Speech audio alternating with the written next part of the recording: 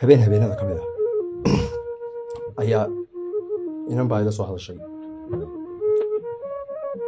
inantaa ma aqoon anu, inan aanu asxaaba nahay baa nambarkayga soo siirtay, ayaa nambarkayga soo siisay. taariikhdu waxay ahayd baan filayaa 2020gii. kadib inantaasi waa inan ku dhalatay qurbaha, Holland bay ku dhalatay. horta aad baan ugu farxay markaan arkay qof Holland ku dhashay oo suugaantii kala garanaya. inantaasi waxay ugu tiri walaal soo Axmed xaraf ma aha walaal, waxay soo siisay nambarkaaga hebla haye, markaa waxaan doonayaa inaan kaaga sheekeeyo qisa anigay soo martay oo qalbigayga gubaysanayo. waxaan u baahanahay inaad ii samayso maaso, uma baahnin inaad ii samayso heesanu oo heestii ma ku gaaban tahay. waxay dareemaysaa inaanay ka dhigin qisadeedii moogtay, wax laga kala tegay moogtay. markaa waxaan u baahanahay inaad maaso la ii soo dhigto oo ii samayso. waayahay qisay iiga warrantay markaa inantaasi. waxay u tiri niyow anoo Holland jooga oo yar oo markaasun secondary school ka baxay ayuu abahay nin isiiyey de ahaan iyo weynaa. ninkaasi markaa ninkaa la isiiyey markaa anigu ma garanayn, aad baan uga xumaaday bay tiro. waxay ahayd waqtigii dhallinyarnimada aan ku jiray aan rabay inaan madaxa la soo kacay waqtigayga ku jeel garayo ama waqtigayga aan qaato. markii ninkii la isiiyey markiiba mar waa layga dhigay bay tiro. anoo waqti fiican dhallinyarnimadeedii ku qaadan baa lay bedelay. guri baan galay. guri markaan galeen guri yeeshay, waxaa dhacday in aan dee qof niyad uma hayo qofkan. waxa dhacday inaan ninkii wax allayaalo wax naxariisa iyo galgacada aan tusi waayo. inaadii jecel buu ahaa bay tiri, daryeel fara badan wejiga u bedelatay. daryeel fara badan baan ka heli jiray bay tiri. aniga iima muuqatee noloshii laga kasalgareeyey baa ii muuqata bay tiri. oo ninkii heer baan gaaray aan cuntadiisa afaafka u dhiganayo inaanu kulanaan diidaba oonu isku nimaadno. hataa xaqii marwanimo igu lahaa 10% inuu igu helo waan diiday bay tiri. haye kadib markaa waxa dhacday bay tiri, ninkii subax walba markuu sii baxayo markuu duhur walba soo galo waxaan ku odhan jiray warqadaydii walba hayaan kama daali jirin bay tiri. mar walba in yar oo naxariis in yar oo nasteexa ma tusin. inaadii jecel buu ahaa bay tiri, aad u dalyar badan oo aad u degan. kadib waxay tiri wuxuu yidhi muddo sanad iyo 4 bilood markii aan isqabnay ay ka soo wareegtay ayaa wuxuu yidhi subax ayay u tiri subaxyada ka mid oo yimi wuxuu ugu yidhi heblaay bushaaro maanta warqadaadii baan ku siinayaa. aad baan ugu farxay bay tiri. ninkii adigu waxba yaan halkuu daalina waan u qabtay warqadii uu siiyey bay tiri. ninkii markuu warqadii siiyey waxaan dareemayay bay tiri in goolashaydii ka mid uu ii hirgalay oo noloshii layga caburiyey aan rabo inaan dib u bilaabo oo aan in college iska galo, jaamacad iska galo oo aan dhalinyartaa waqtigayga qaatade. kadib aan ka fikiro hadhow toole inaan noo dhistay waxaa.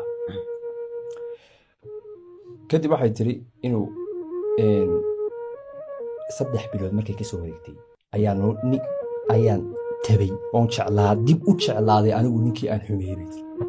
ninkii waraaqada ka dalbatay ayaan dib u jeclaaday bay tiri.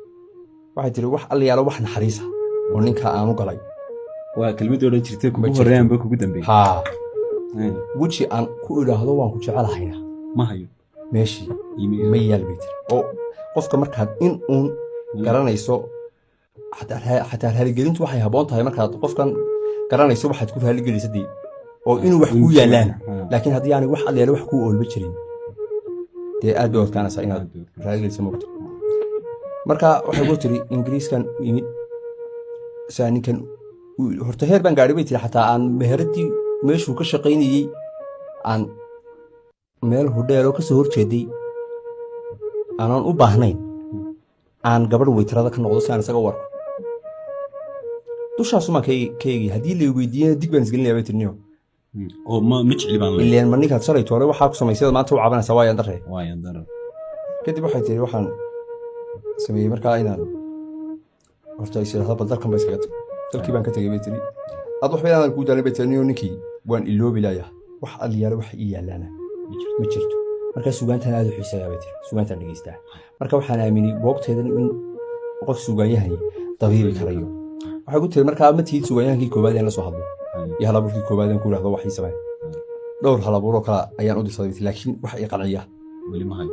ka hadla waan waayay ma saas ma wax aan sameeyo wixii ugu adkaa bahayd sababtay ugu adkaydna labay ahayd dareen gabdheed inaad turjuntaan aad bay wadagtaa talabaadna waxa weeye waa tartan waxa lagu yiri abwaani hore laguma carbaabin abwaano hore soo sameeyay ma garanaysid waxay sameeyeen adigu iyo halkii ka istaageen marka adigu waxaad ku qasban tahay inaad meel gaar ah ka istaagto oo marka aad meesha ka istaagaysana waa inaad sawirataa oo abwaanadii kale halkoodii iskalisaa oo sawirataa bal waxay oran lahaayeen iyadu diiday markiiba markaa waxaan sawirtay qofkii bini'aadamka markaad rabto inaad qanciso waa inaad u garowdaa maanta inay yaroo tahriibaya haddaad saragtaan oo ku tahay tahriib kuwa qaladniyo dalkaagiiba aad markaba canaan ku bilowdo qofkii kuma garaabayo kuma dhageysanayo qofku laakiin markaad u sheegto waa run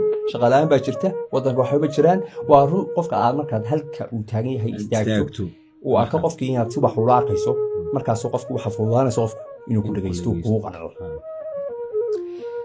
kadib markaa waxaan dareemay in markii hore la yidhi ana nafteedii qalad kala saaray anaa waxaa kuu sameeyey anna meel ka gaara ayaan istaagay sugaantuna waxay qurux badan tahay marka aad qofkii uga dhigto inay sheekay soo socotay oo kale markaa maasaasaan kula wadaagaya maasada ergaa leedaha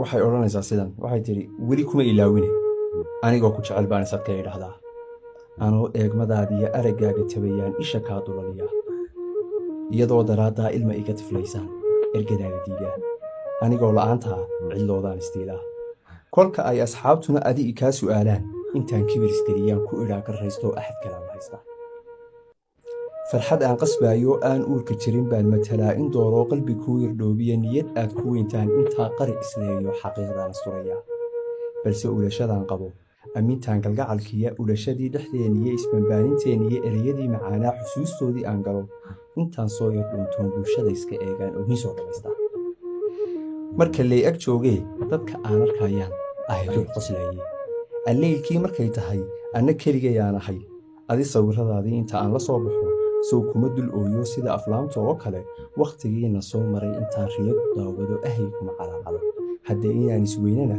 sow asbaabaheedii oogada ma saarto tiyoon lay ogsoonayn urugada ma ciirsado anigoo habeenkii ku tashaday aroortaba hor istaag oo u sheeg inta aad dareemayso ayuunbaan ilduufaa oon kaa aamusaayo awooddii xalaytaan itaalkeedii waaya markaad sii aroorteed iga sii libdhaysana anoo hoosu foorara soo kuguma eedsado bal miyuu ayaan qudha kaa dareema eebada si aad urku baaliya ahayd ruux calooshii qalbiyada ogaan kara